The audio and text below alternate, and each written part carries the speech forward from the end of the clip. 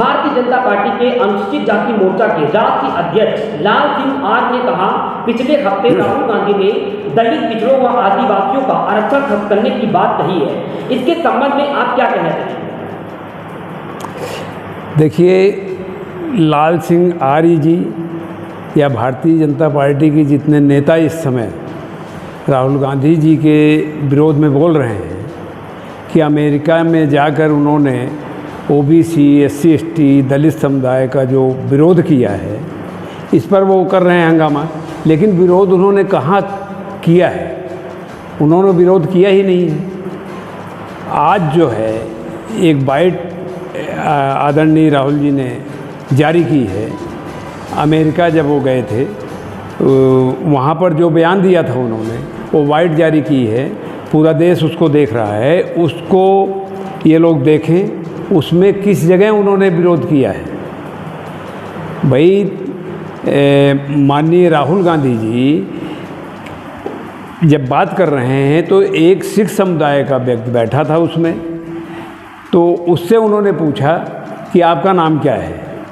तो उस व्यक्ति ने बताया कि मेरा नाम बलविंदर सिंह है, वो सरदार जी थे।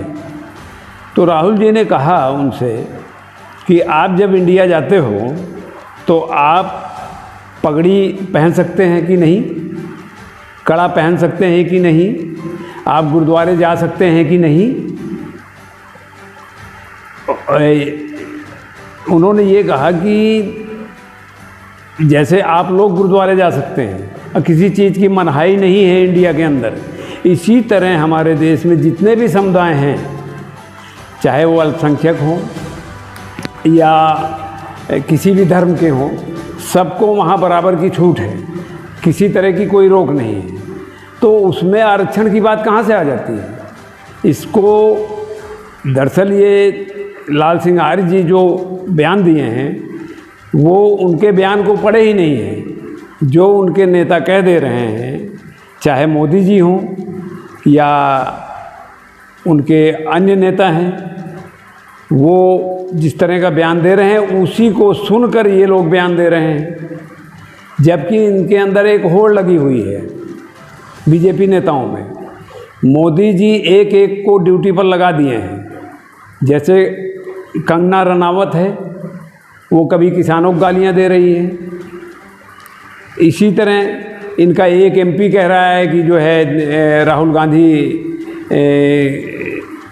को जान से मार देना चाहिए। एक कह रहा है कि जीप काट देनी चाहिए। एक विधायक कह रहा है कि उनकी जीप जला देनी चाहिए। भाई, क्यों जला देनी चाहिए? कोई कारण होगा उसका। आप ऐसे व्यक्ति की बात कर रहे हैं जो कि विपक्षी दल का नेता है, प्रतिपक्ष का, वो एक सांसद ही नहीं है, प्रतिपक्ष का नेता है। और जो आप आरोप लगा रहे हैं, मेन मुद्दे पे मैं आता हूँ कि वो जो कह रहे हैं कि वो आरक्षण का विरोध कर रहे हैं। भाई, वो विरोध किस जगह कर रहे हैं?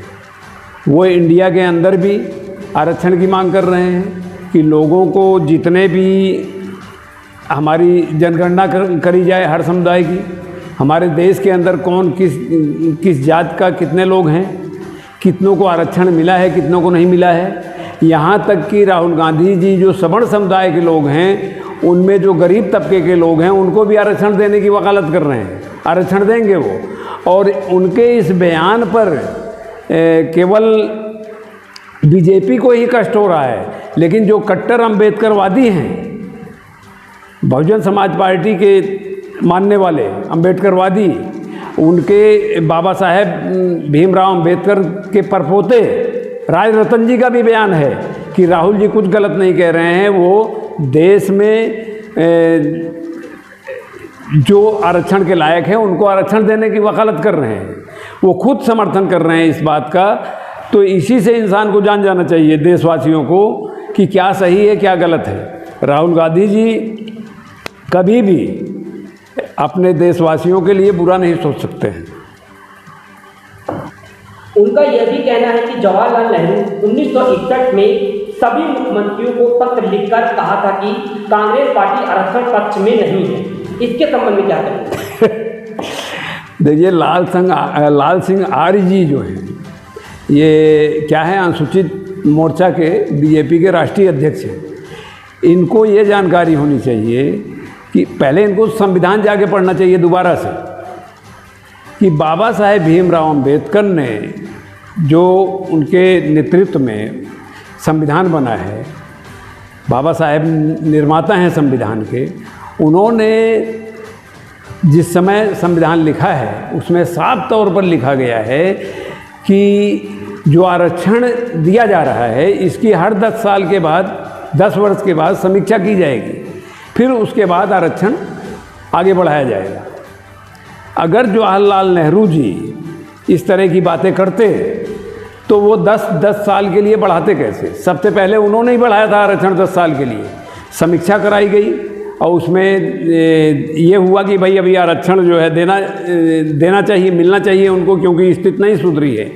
अगर उस समय पंडित जवाहरलाल नेहरू जी, जिनके ऊपर ये आरोप लगाया जा रहा है, प्रधानमंत्री वही थे, अगर वो ऐसा कुछ उनके मन के अंदर होता आरक्षण के विरोध में, तो पहली बात तो हमारे जितने भी एमपी गए थे उस समय SC/ST समुदाय के, रिजर्व कोटे के, उन सब को वो सुविधाएं दे देते सारी,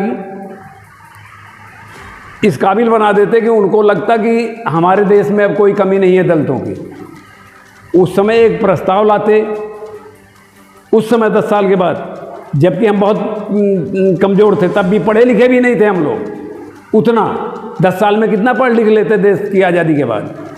तो लेकिन उन्होंने ऐसा नहीं किया, नेहरू जी ने प्रस्ताव लाया वहाँ पे, उसको आगे बढ़ाया। अगर वो चाहते तो हमारे एमपीओं को सुविधा दे देते सबको, और वहाँ पर एक प्रस्ताव लाते और सबको कह देते कि भाई अब तो दलितों की स्थिति ठीक हो गई है, इसलिए आरक्षण समाप्त कर दिया जाए आगे के लिए।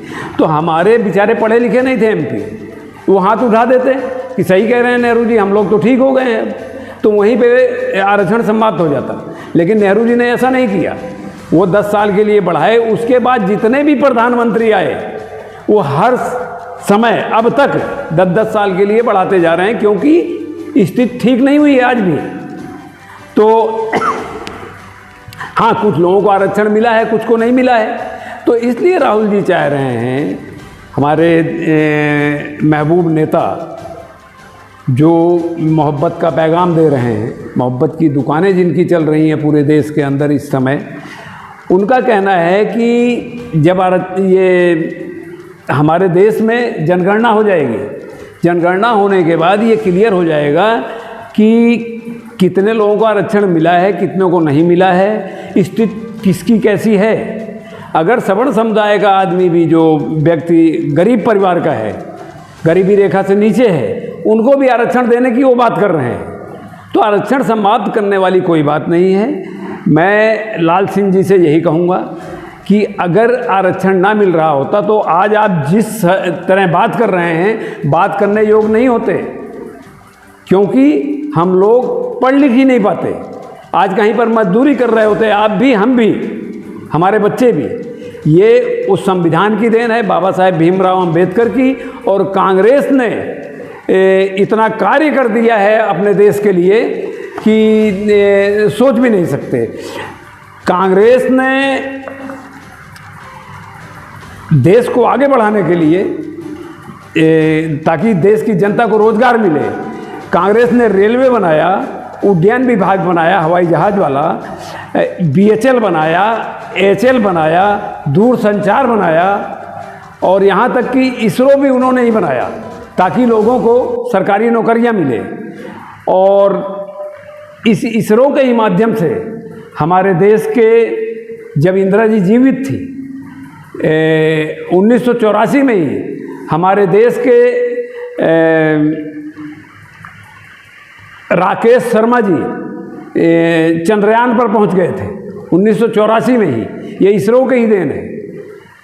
आज माननीय मोदी जी के आने से इसरो नहीं बन गया है, या चांद पे जो पहुंच रहे हैं उनके पहुंचने पे, उनके बाद कल्पना चावला जी गई, हमारे देश की बेटी, और अभी एक बेटी हमारी होकर आई, वो नाम ध्यान नहीं आ रहा है, विल्सन जी, वो अपने देश की ही बेटी हैं। और मैं ये कहना चाह रहा हूँ कि जो रोजगार के लिए कांग्रेस ने बनाया था, कम से कम 200 से ज़्यादा संस्थाएं बनाई हैं सरकारी, जिसको माननीय मोदी जी निजी क्षेत्रों में दे रहे हैं, प्राइवेट लोगों को, अपने दोस्तों को, या ज़्यादा से ज़्यादा प्राइवेट कर दे रहे हैं ताकि आरक्षण अपने आप समाप्त हो जाए।